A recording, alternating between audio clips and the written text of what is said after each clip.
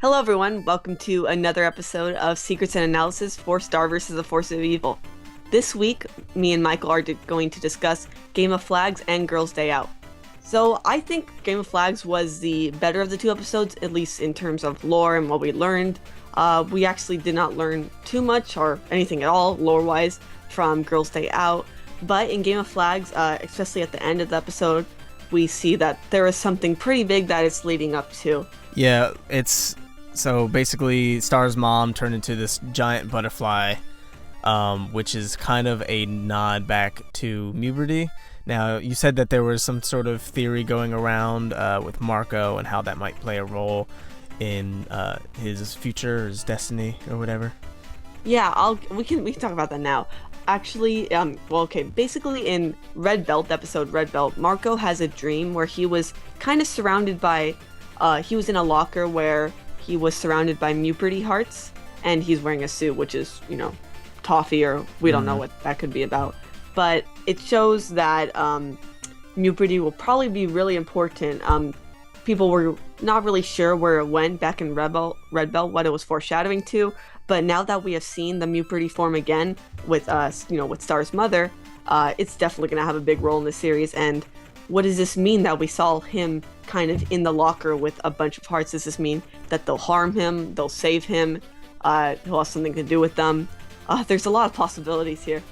Yeah, what's interesting is he thought he was dead, and we know that the Mumins basically killed off a lot of the monsters. And the general theory is that Marco is supposed to be assisting the monsters. It's the tentacle hand, and Toffee referenced that he was a disappointment. So it's possible that Marco's destiny or whatever is that he's supposed to be on the side of the monsters. And since the Mumins ended up killing monsters, that could be a foreshadowing there. Okay, well, Marco's, he thinks he's dead. And he had little Muberty hearts around him. So that could be symbolism for that. Oh yeah, definitely. That's great. So going back to the very beginning of the episode, we see that we learn a pretty important thing about Star's family. She's actually from two different sides of two different types of Mumins. So the king is actually a Johansson, which is another royal family. So he's still royal, but he's just from a less civilized family, I guess you could say. And we see that he married the queen. And that shows that she was a bit of a rebel in her youth than we thought she probably would have been, seeing how she acts right now. Right. Because she married somebody from a different family, which was definitely frowned upon. And I wonder kind of what made her into the person she is today. Yeah, probably just the general expectation of being the queen, I would assume. She seems like she just kind of rolled with the punches and just dealt with queen stuff. Yeah, maybe she was in her rebel phase back then. What was really interesting, sorry to cut you off. What was interesting is when I don't know if this has ever happened before, but when Star got kind of angry, the wand turned green. Yeah. I don't know if that's a certain spell or whatever, or if this is some sort of foreshadowing where we know Ludo has the other half of the wand.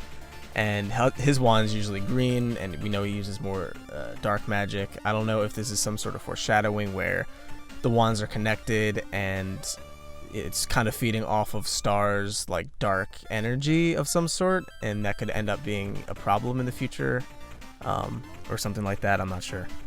I think it's just a reminder that the wand is still broken. We can see that it's broken, it's split in half. Like in the first episode of season 2, how it was malfunctioning.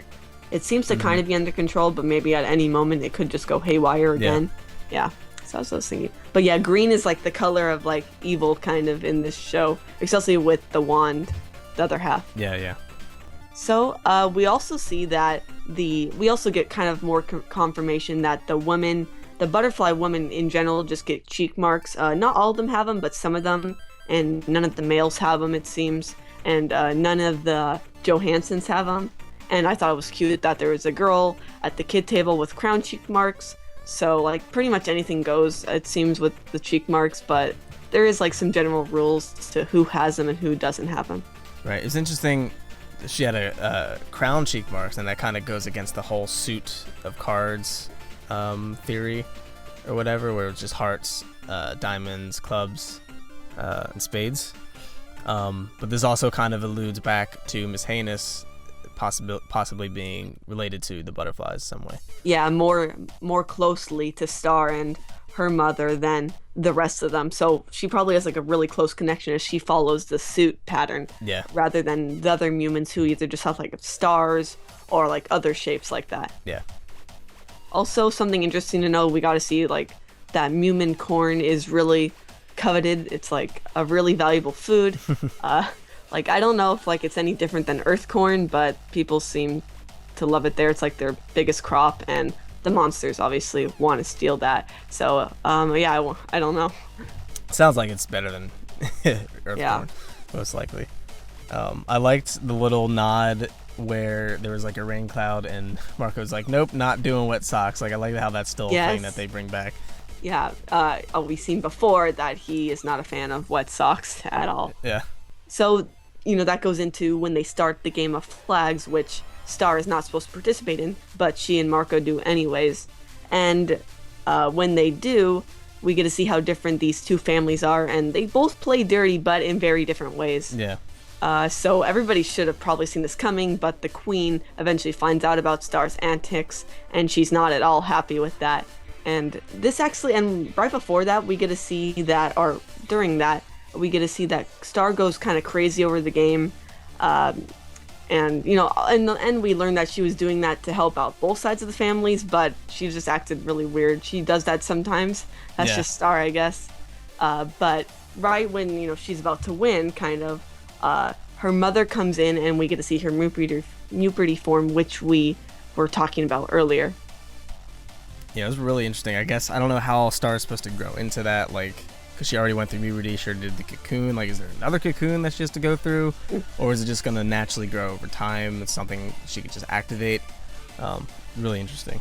Yeah, I'm thinking maybe the more she dips down or goes into, can learn more about her powers, she'll be actually able to use it like a weapon that her mother was able to do and control it and use it to its full potential, which it seems pretty amazing. She had like the mom had all these arms, and she grew wings, which was pretty awesome. Yeah, really cool to see. It was a really good. It was a really good episode. We only got a little bit of lore and stuff, but I love like the joke. I'm sure a lot of people can relate to family dinners, and then like when she's like, Marco's like, oh, what's happening? She was like, adult stuff, and they're just arguing and they're just fighting. Like that's hit so home for me. It was amazing. Yeah, and this episode really made me like Star's mom a lot more than I previously had been. She's becoming very likable, which is something that I didn't feel when I first met her. And we can also see that she can use powers without the wand, so that's just maybe something that the butterfly family or the royalty in the butterfly family can do, which is pretty cool. And shows that the wand might just be something to assist Star's magic. So maybe in the end, if she does end up losing the wand, it won't be the worst thing, or it won't be the end, because she'll still be able to dip down for herself and still find some powers inside herself. Yeah, I feel like the wand isn't just an assistant. I feel like there's probably certain spells you can only do with the wand. True. And then there's some spells you can do on your own. That's my theory. Yeah, that makes sense. And at the very end, the one who wins is Marco, not either of the families or Star. It's just Marco wins, and he's very proud of that. So that pretty much covers that episode. It was a great episode, in my opinion. I loved, obviously, the end where we got to see the Muperty form in all its glory and what Star could be if she, truly uses her powers, or learns about her powers and tries to study. I don't know how her mom was at her age. We know she was a rebel, but did she study at all? We don't know. But eventually, I think Star will get there by the end of the series. Oh, yeah, definitely. It'll be kind of like a Steven thing where we see him learn his powers and use his powers over time. Yes, definitely. Yeah. Although Steven, obviously, he's learned a lot of powers. He just doesn't have, we don't think he has full control over all of them yet. Not quite, but he's definitely way miles and miles ahead of where he was in season 1. Granted, he has more help than Star does, kind of. Yeah. But I guess she has Glossaric. Yeah, she doesn't really ask for help too much either. Yeah, that's also a problem. So then we go, next episode is Girls' Day Out. And this episode, like I said before, was not very important lore-wise, story-wise, but we did get some Janna character development, and she's a pretty cool character. Yeah, I liked my favorite part of this episode when was when Star was like, "This is fake," and she's like, "Oh, every election's fake." That was great. Yeah, that was a great joke, obviously. How topical. Yeah. Ugh. She's a smart character like that who would make jokes like that. Yeah. Something a little quick I wanted to note was that when Star was thrown into the detention room and she jumps up, we can see her little Muperty wings. I'm not sure if we've really seen them since Muperty, but it's like they're still there. Like, even though they're very tiny, I don't know if we've ever seen them since then. Or I think maybe she's tried to fly before, but it didn't work out. But I can't remember off the top of my head if she has. But it's just great that they're, they didn't like, oh, yeah, she got the wings and we're never going to see them until she really needs it.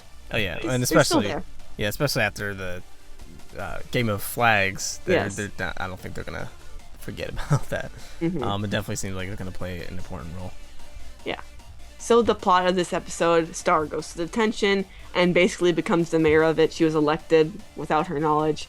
And the kids in detention, or one of the kids, wants to get some batteries into a remote that they have so they can watch a wrestling match, which is pretty interesting. And I did like the kids in detention, like the how they like their personalities and their designs. And especially the girl who spoke German was pretty funny. She wanted to get a guillotine to chop the head off of her bear. Normal stuff. Yeah.